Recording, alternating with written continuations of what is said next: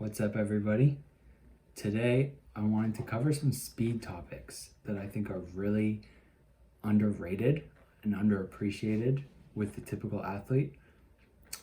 To begin, I never really focused on speed when I played. Thinking back, it was kind of shocking to actually reflect on how much time would have been spent on speed in my own development.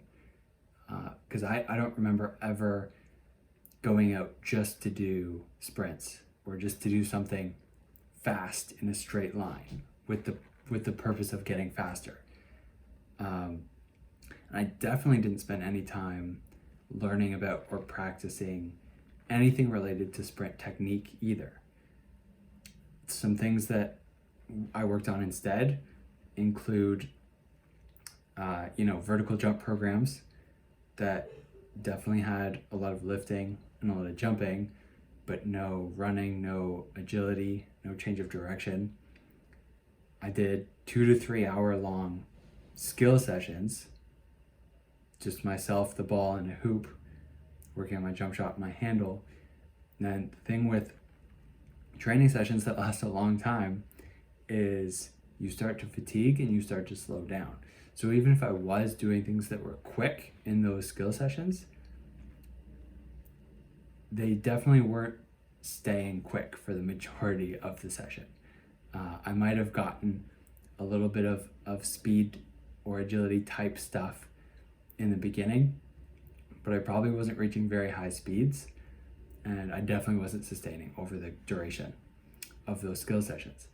And then of course, just team practices and games, where you're definitely gonna be running hard, but because of the nature of fatigue and of how the typical practice is designed, I probably wasn't reaching top speed all that often, which by definition, I wasn't really pushing the limits or developing from a speed perspective. So we're gonna go over a few topics related to speed and why it's so important, even if you play a sport like basketball where the court is small enough that you're never really going to reach the maximum potential of your speed. You won't really reach your max velocity, is what I'm trying to say. But here's why speed still matters, even if you play one of those sports that's in a smaller space. Here you see on the graph, the bottom, the x-axis, is just relative output. So regardless of how fast you are, whether you're at 10%, 100%, 50%, this is where you lie. Everyone, when they're at 0%, is going to be at 0 kilometers per hour, meters per second, whatever. And then you see here 2 different top speeds, and then there's a gap between these 2 lines. Now, the point I'm trying to make here with this graph is that this gap relates to the difference in energy output at any given speed. So you take that dotted line, if both of these 2 athletes are giving 75% of their max effort,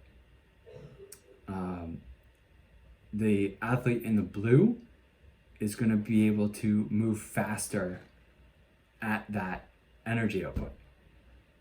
Okay, the other way you can think about this is when you're both, let's say you're both moving 25 kilometers per hour, for this athlete in the red, that's very close to their top speed. And that's going to be very close to 100% effort, whereas that's further down this line for the athlete in the blue, much further down the line. So they might only be giving 75%, where you're giving 95% to move the same speed. And this is just a difference in the maximum velocity that they're able to reach. So we see that improving your top speed doesn't just matter when you're moving at your top speed. It affects everything else that you're going to do. When we move on to the next principle, acceleration, now we see how this again starts to work at smaller distances, where if we take two athletes who have no difference in their acceleration ability. So in this example, we say hypothetically, both of these athletes reach 75% of their max speed at 10 meters. And that's how we would define acceleration, is what percentage of your top speed can you reach at a certain point. Acceleration is exactly the same, but because their top speed is different, they actually accelerate to different velocities. The faster athlete moving faster over shorter distances. When we look at acceleration rates being different, which we see on this next slide, now you have a faster athlete that also accelerates faster. So they're reaching 80% of their max velocity, where the other athlete is reaching that same 75%. And it only emphasizes or exaggerates the advantage that athlete in the blue had by not only having a higher capacity to reach, but being able to get there faster.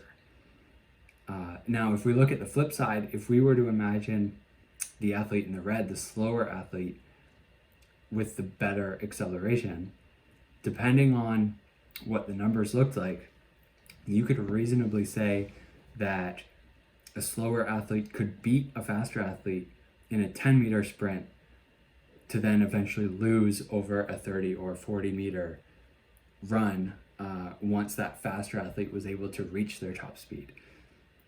So even if you don't have the same max velocity as someone else, you can use improvements in acceleration to gain advantages in small spaces.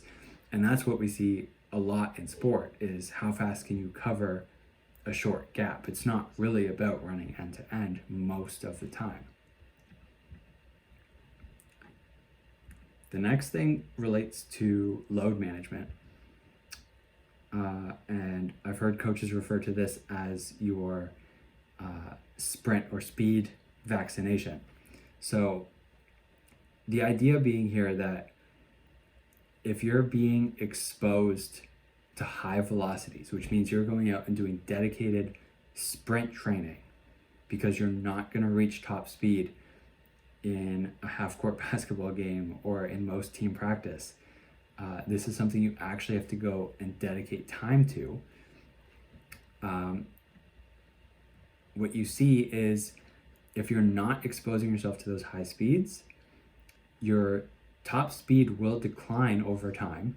It's that if you don't use it, you'll lose it type of concept.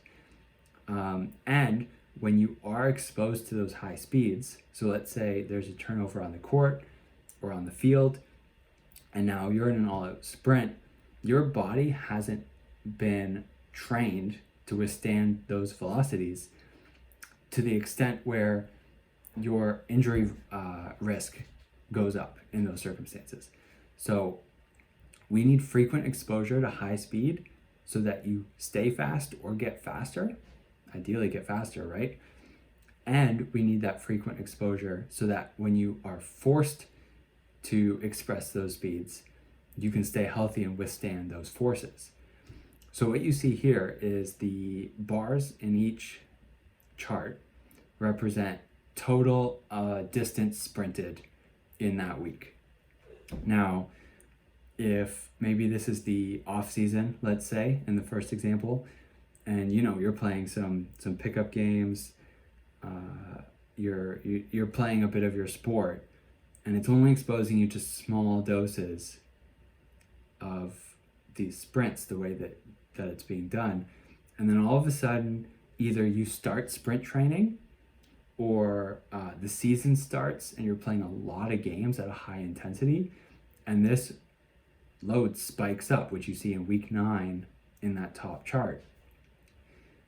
Because of that drastic increase, your body's not accustomed to those loads, and not only will you not be able to achieve the speeds that you could have if you trained for it, but you're also at a drastically increased risk of injury with that drastic spiking workload.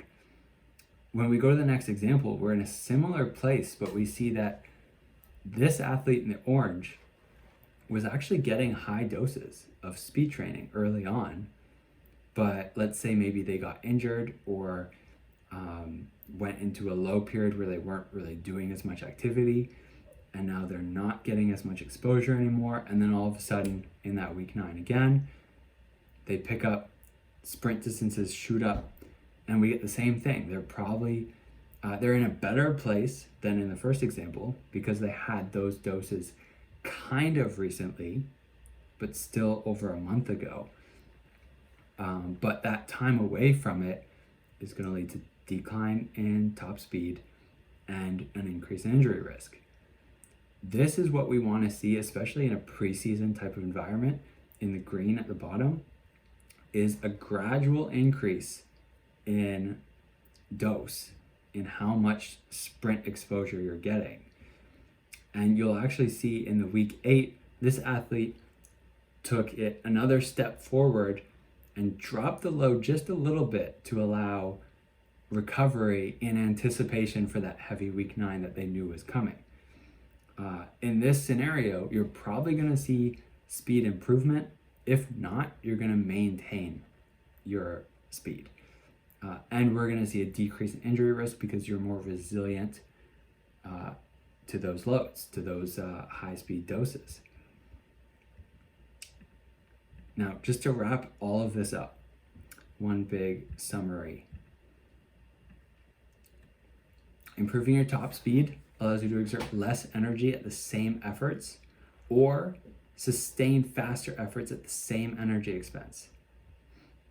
You'll also improve your top speed even without directly improving acceleration, which allows you to reach higher speeds over shorter distances. Again, more relevant to most sports.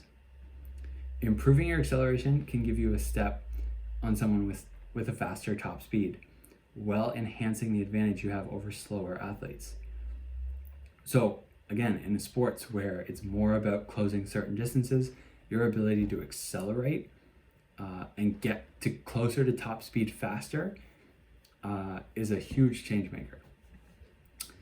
It's also important to gradually scale up your exposure to high speeds going into season, and also something that wasn't shown on those charts, you have to sustain some exposure throughout the season. Because like I said at the start, a normal practice setting and even a lot of games, you're not going to achieve top speed all that often. And if you achieve top speed, you're not going to sustain it very long. So it's not a great stimulus for actually training and developing that quality. So there should be some dedicated sprint training throughout the season to maintain everything you worked on going into the season. Okay? Let me know below if you have any questions on these topics. I just think, it's one of the things I missed out on. It was an opportunity I missed as an athlete to improve in a big way. And these are things I just want to share so that you can start to think about how you would implement it and where you can make the biggest gains in your development, especially coming up on this season.